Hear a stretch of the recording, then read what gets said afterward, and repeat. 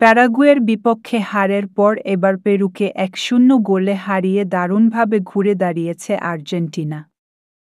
এই ম্যাচে ক্যারিয়ারের ৩৭৯তম অ্যাসিস্ট করে রেকর্ড করেছেন লিওনেল মেসি।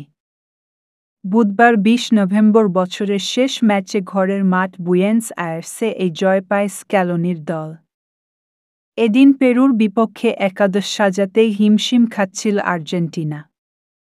দলের গুরুত্বপূর্ণ ৫ খেলোয়াড় ইনজুরিতে পড়ায় অ্যাটলেটিকো মাদ্রিদের সিমিওনেও দলে জায়গা পান। তবে পেরুর বিপক্ষে মাঠে তার কোনো অবদান ছিল না।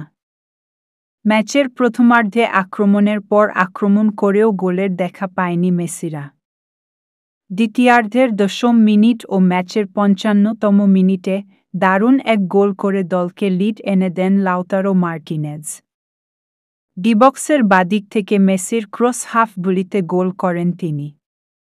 এর পরেও একের পর এক আক্রমণ করেও গোলের দেখা পায়নি মেসি মার্টিনেজরা।